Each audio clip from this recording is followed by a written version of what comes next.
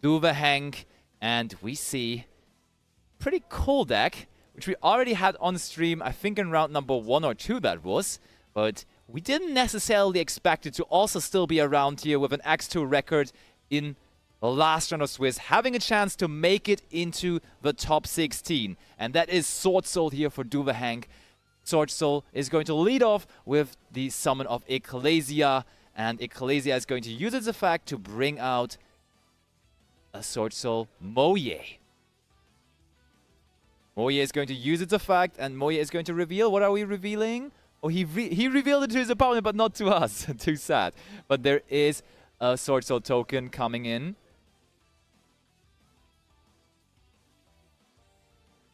So far, no response from Rick. It's unfortunate for him because, let me tell you, he, as a Snake Eye player, as you can see on the screen, he is playing a lot of ways to actually interrupt those things because he's playing Effect Veiler, he's playing Ghost Ogre, he's playing Infinite Impermanence, and those are all cards you want to use on that Moye. You could even use the Ghost Moyer on the Moye there as it was special summoned through the Ecclesia, but apparently none of those cards available to Rick right now. And now also, Duve is going to resolve the draw effect of the Swordsoul Moye and the search effect of Shishao. So kind of a good start for him for sure. Just absolutely doing what he likes to do with his Swordsoul deck. And the die roll was quite a bummer for Rick because Rick started the die roll rolling a 3. So it was already almost decided with 2 dices who is going to win it. And then Duve said, okay, let me do this. Rolled an 11, so it would have not mattered anyways, most likely. And we now also are activating the effect of Swordsoul of Longyan, discarding Ashuna. This looks like a really good start. Is there any way for Rick to stop this? If there would be any Nibiru, that would of course be a big answer, but have to see about that. Everyone wondering at home whether these players still have a chance at making it into the top cut. We are seeing a bubble match. Both of these are X2. There's definitely plenty of X2s with a final score of 7-2 making it into the top 16. So the winner of this certainly has a good shot. I would say they're even likely to make it into the top 16 as this right now is table number 10 of the main event. So we are now going strong, still activating Swordsoul Emergence next.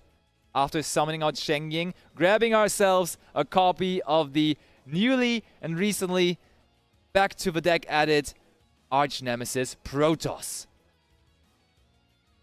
And Protoss will waste no time in the hand, I think. Protoss will come to the field right away. We're banishing Moye, we're banishing Longyan and another monster from the graveyard. And there he is, Arch Nemesis Protoss. Probably going to call Dark here, I would assume. Huh? What is coming there? We link both of them off. Oh, I see what you're doing here.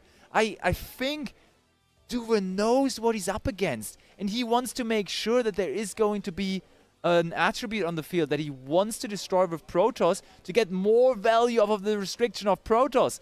Really, really smart line there by Duve, actually making sure the attribute he's going to call with the Protoss is having a huge impact on the opponent's deck. Therefore, absolutely smart move and a line that I did not really see coming there. Going through the Shaman in between. Shaman of the Tenny, of course, as we know, is a fire monster. And when you play in a fire meta game, very, very good move of him.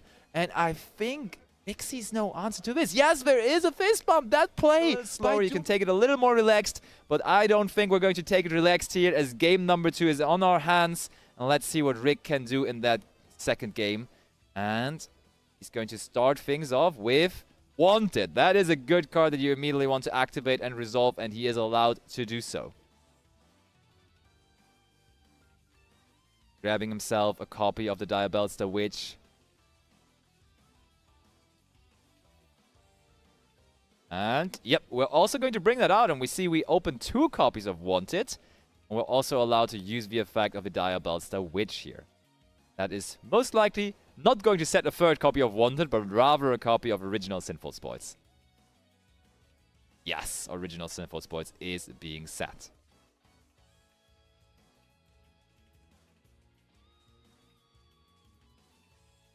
what is next. I mean, this is, if duel has no interruptions, this is already all he needs. He can combo after this. He hasn't even normal summoned yet. He's good to go. He can go into a standard Snake Eye combo line here. But if duel has some kind of interruption, it may get interesting again.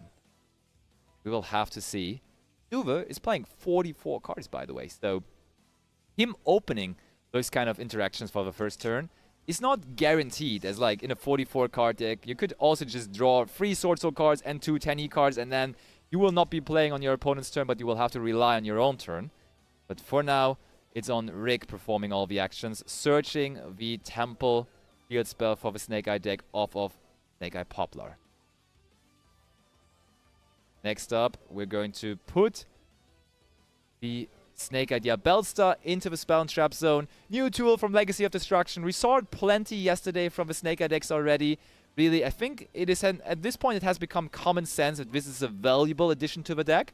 People were debating, going back and forth on whether this card is valuable enough to include into the main deck. But I think at this point people are kind of agreeing that it definitely is.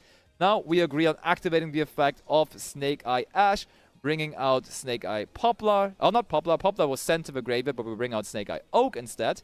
And we're going to use the effect of Poplar to put itself into the Spell and Trap zone, and Oak to bring back the Ash again.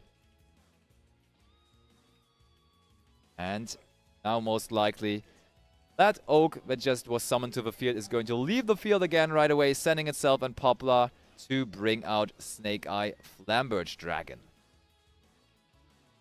Do this still. No response. No way of interacting with Rick. Or at least, no, maybe he sees no need of interacting with yet. Maybe he has maybe he's relying on cards like Lightning Storm to carry him to victory here, or such cards. Because those cards are definitely also included in his side deck. Let's see. That is an IP Masquerena there, sitting in the extra monster zone. It's probably going to be linked off into Promethean Princess shortly after. That is what we're going to do here. The most prominent link-free monster in the game right now. The reason why fire decks are having a good time at the moment. A super, super good addition to the deck from Phantom Nightmare. I mean, you can summon it with any kind of... you can summon it with 3 monsters. You don't need fire monsters for it. But when it is on the field then, you are only allowed to summon fire monsters from there on. Also, you can only bring back a fire monster, of course. We even saw a super unique way of using this card yesterday when in our featured match we saw our Snake Eye player chaining to triple tactic talents the effect of IP Masquerena. That is not really an uncommon sight, but then we did link summon into Promethean Princess on our opponent's turn, and we gave our opponent the Promethean Princess, and Tammy wasn't happy with that as she was playing Vanadium, so that was kind of a funny one, actually locking our opponent out of summoning monsters except fire monsters. And as Tammy couldn't summon any fire monsters, that was actually the smartest play he could have done there, and it was winning him the game. But now it's on Rick. Rick went into Hita. Hita is going to be combined here with the Snake Eye Diabellstar to summon out the Selene. Selene now definitely has enough spells to work with, so we are able to use the effect, removing 3 counters to bring out Snake Eye Diabellstar again, and those two are going to be combined for a Link Force summon into Appaloosa. Appaloosa in the extra monster zone, and still not done yet. We can even use the graveyard effect of Wanted to put that original Sinful Sports back to the bottom of the deck, and in exchange for that, draw a card from the top of our deck after. So that all looks very, very much solid. We have Appaloosa, we have Flamberge Dragon, and we have 1 set card there sitting as well. And does seem like that's it. Okay, over to do a Hank it is. What do we have to answer all of this? The Swordsoul deck, basically since its release, basically since Power of the Elements, where this archetype was like one of the main contenders in the metagame, has always been a deck that's really good at playing through fields. The tennies, mainly Vishuddha being a factor going second, and Vishuddha being easily accessible also through Ashuna. And then also the Swordsoul cards with Baxia, or like rather the Young Zinc package in the extra deck, which you access through the Swordsoul cards. Being able to shuffle cards on the opponent's side of the field overall is pretty good. Okay, we do use the effect of the Flamberge here to bring out the IP Masquerena. And yeah, that is a good start for Duel Hank, as he can just special summon that Ecclesia out there. His opponent controls definitely more monsters than him, so he absolutely can do that. And it is followed by the normal summon of Moye. And we are going to... Are we going to use the effect? I would assume so. Yeah, we do use the effect. Reveal a Swordsoul card or a Worm monster. That makes Rick think now. And... oh, when we're considering to activate our set card there, I would assume that should be an Infinite Impermanence. But Rick is not sure just yet. He going... go after it. He is. Infinite Impermanence on the Moye. There may be a response for Dewey. We know the Swordsoul deck has tools to dodge this. Is there a maybe Heavenly Dragon Circle? He's running 3 copies of that, so I would not be surprised. And... okay. We are going to chain the effect of IP Masquerena after that as well. Infinite Impermanence is resolving. IP is as well. And we do summon out SP Little Knight.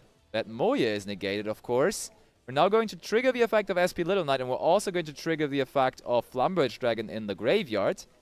Oh, and we're trying to banish the Ecclesia. But Ecclesia is a quick effect as far as I'm aware. So I don't know whether that is the correct target for the SP Little Knight. Just making 100% sure whether the Ecclesia is a quick effect on our turn. But yeah, it is a quick effect during both players' main phases. So we can just chain it, and that is what Dewey is doing. And I think now Rick realizes. So we just kind of wasted our summon effect of the SP Little Knight. I mean, now, when we have the SP Little Knight out on the field already, may as well just go after... ooh, an Ash Blossom now all of a sudden. I am assuming we just used Ash Blossom on the effect of Snake Eye Ash. Where's the monster off of our Ecclesia?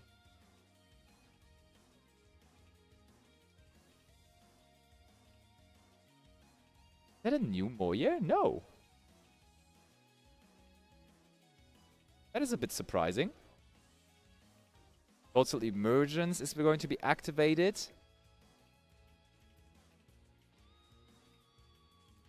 Or wait, we just used Appaloosa on it most likely. Yeah, that makes sense. I mean, we could chain the effect of the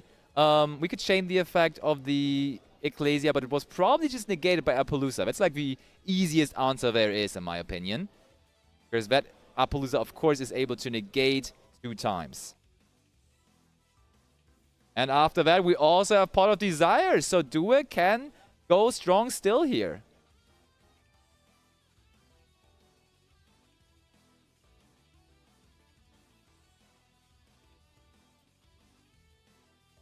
And next up,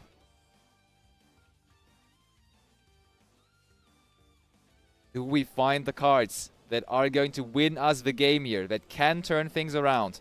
Maybe a valuable triple tactic Talons. Maybe something along the lines of that. Maybe a Longyan to bring out additional power to the field.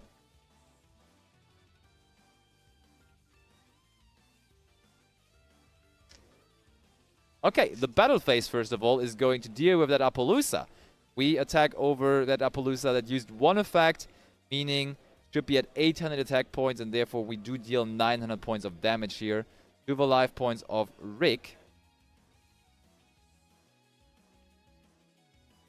And after that, we do have triple tactic talents. There is triple tactic talents, and we want to take banishing the Moye and the SP Little Knight, so we will now only be allowed to take one of those Snake Eye monsters. And Dewey is checking, okay, what can I do with that Snake Eye Oak? What can I do with that Snake Eye Ash? So definitely a smart way of Rick to dealing with this. Maybe we should have not gone into the battle phase before that, because then we could have at least taken the Appaloosa, but now we're sit there with a Snake Eye Ash. But there is the Longyan. Longyan brings out a token as well, of course. On the summon, though, we're going to trigger the effect of our Field Spell Temple. We're going to search out ourselves a copy of original Sinful Spoils.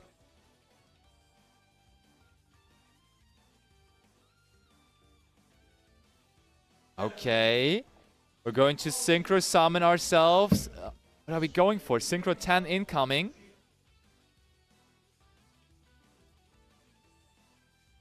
And it is going to end up being a Cheng Ying.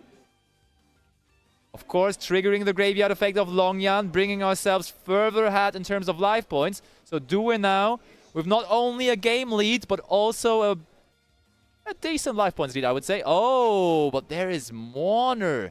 Ghost Mourner and Moonlit Chill makes Rick a little chill again, because that Cheng Ying would have been potential trouble, but that definitely is going to be a good answer to it. Now, that's the thing. Does Swordsoul even have that many generic link monsters that you could use to get rid of that Snake Eye Ash? There may be an SP Little Knight in his own extra deck, but then you would have to link up the Cheng Ying, which also doesn't sound great.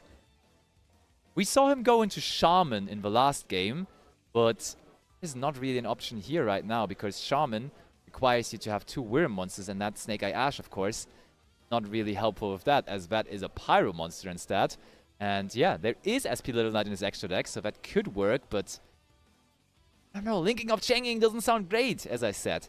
We could also go into Typhon, potentially, with the Poplar, as we're not locked into Worm monsters at all. I think I like the Typhon the most, to be honest, but that also rules out our own Cheng Ying, so it's all kind of iffy. Like, taking that Snake Eye Ash there really didn't help, and he just gives it back. Oh no, he gives it back to link it off into the SP Little Knight. At least we get to trigger the summon effect of SP Little Knight here.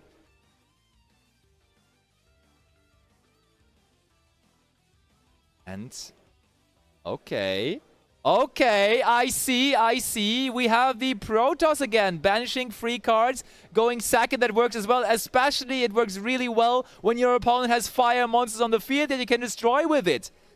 That's actually fantastic for Due here.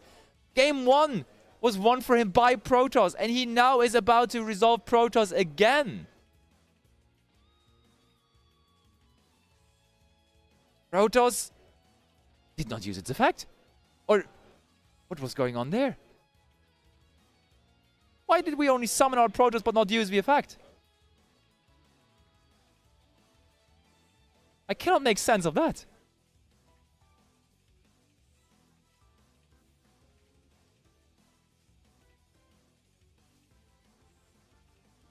So, I think there is some confusion now between the players as well. Because, I mean, why would you summon out that Protoss without using its effect? Like, that's the game-winning effect that is just designed for you to do it. Designed for you to win this game. Okay, so we are double reading the Protoss. Maybe he did activate the effect of Protoss, but they just didn't destroy the fire monsters. Oh! We just got information from the judges, and the judge is, of course, just next to the table, so he can give us accurate information on what's going down. Actually, let me tell you what went down. We did use the effect of Protoss. We called Dark. We called Dark monsters. And therefore, we just missed out on locking our opponent out of summoning fire monsters, which of course is a huge deal here. We saw him being out of fire monsters completely winning him game number 1. But we did go after dark monsters here. Probably. We did not, as it is so new to us again. Protoss just recently returned. We did not realize that we could also call attributes from our opponent's monsters. So there was a fire monster on the field. We could have legally activated. Both players laughing. So let's hope for another nice one. Almost 20 minutes left in this. So, Duva, Hank, do what you gotta do. Maybe summon Ecclesia again, as you have been in both games so far. Oh, I think, but this... Okay, oh, we start off by using the effect of Ashuna. So maybe we're not even that reliant on our Swordsoul cards here and can already find our way into a Synchro 8 without even going into our Swordsoul cards. Okay, there is first of all the Link Summon of Monk of the Tenny. Okay, we follow that up with a Pot of Desires. trading 10 cards from our deck, banishing them face down to get ourselves 2 cards from our deck. Is there a response from Rick? I think I see him here. But yeah, we just let that resolve. Pot of Desires is going to bring us 2 cards. And honestly, I like the decision of Rick because we rather want to deny our opponent access to Protoss or something like that. Therefore, yes, let him draw a couple of cards. Potentially now, it could also be the Protoss banished by the Desires. So maybe the Protoss is not going to be a factor in this game at all because of that Desires now. So, do a hang. He was shaking his head. Maybe he just realized what kind of cards he banished there with the Desires. Grabbing himself a copy.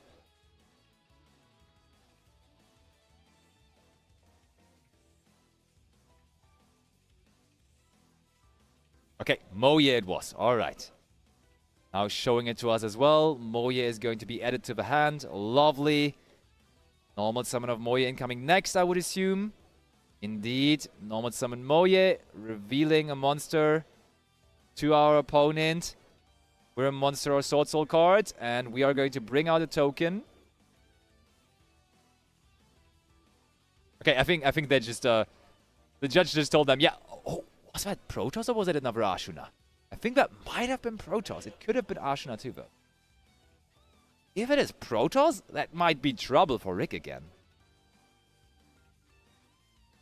Okay, Longyan next. Okay, it does look like an Ashuna now. We did have another Ashuna, which we discarded for the effect of our Longyan now. Longyan and the token is going to make their way for an evil Longyan, and we're also, of course, going to get the burn damage of 1,200 in. I like this line so much. I think this is definitely good because that gives us an additional draw through the Sinister Longyan as well. We're now going to use the effect of Ashuna in the graveyard. This is... Okay. Oh! Look at that. We use the Ash Blossom and Joy Spring on the graveyard effect of Ashuna. And honestly, I am definitely surprised by that because we could have not summoned our Protoss by that. We could have just brought out like Adara or maybe Vishudar. I don't necessarily think that would have been too troublesome. First of all, we are going to go into our Shishao.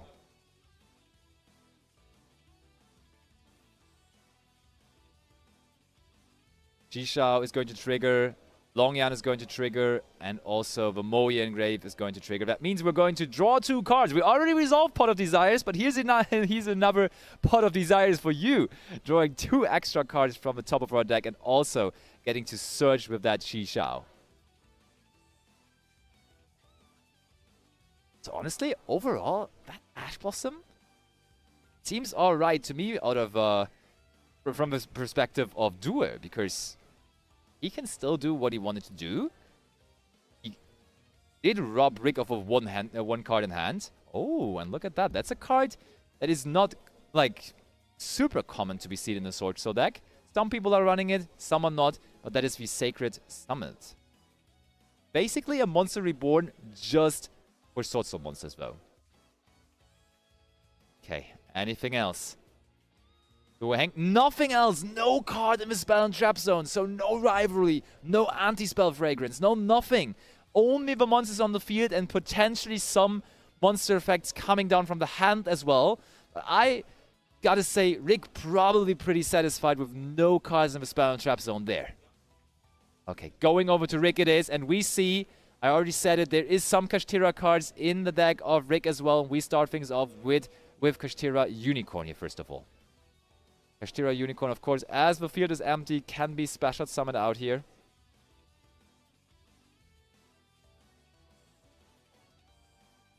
And Dua Hank is considering whether he wants to respond to it. Okay, we immediately use the effect of Longyan, banishing the Kashtira Unicorn, dealing additional 1,200 life points damage.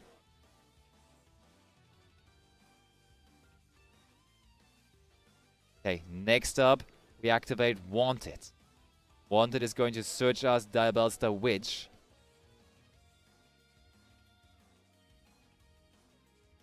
Rick definitely has access to engine now, and we are immediately following this through. Oh, Rick loves drawing multiple wanteds. As in last game, he again starts with double wanted.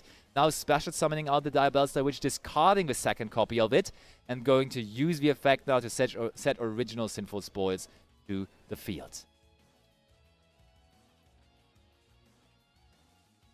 Next up, going to be normal summon Snake Eye Ash. Okay. And Duel, of course, has a way to stop this with the Shishao. Shishao is going to banish Longyan from the graveyard, negating the Snake Eye Ash. There already, of course, is a way to extend further than that, because we know there is the original Sinful Spoils in the Spell and Trap zone. Duel has an answer for that as well. I would not be surprised. To me, Duel looks confident at the moment. Okay. Next thing is going to be original Sinful Spoils, but we do have the Ash Blossom and Joyous Spring for that. So no level 1 fire monster finding its way onto the field now anymore. Even though that Protoss has not been summoned, has not been resolved this game, still Rick getting shut off of his fire engine for the moment. Solving the effect of Wanted now, drawing an additional card. And look at that. I think Rick drew Cosmic Cyclone. So you would think Cosmic Cyclone going second right now against Swordsoul, kind of a good card to have. But when your opponent just doesn't set any spell or trap cards, there is no real use for it. Now, does Rick have a way? We already used the effect of our Longyan. We already used the effect of our Shishao. We already used that Ash Blossom and Joy Spring. Is there even anything else that Rick can do?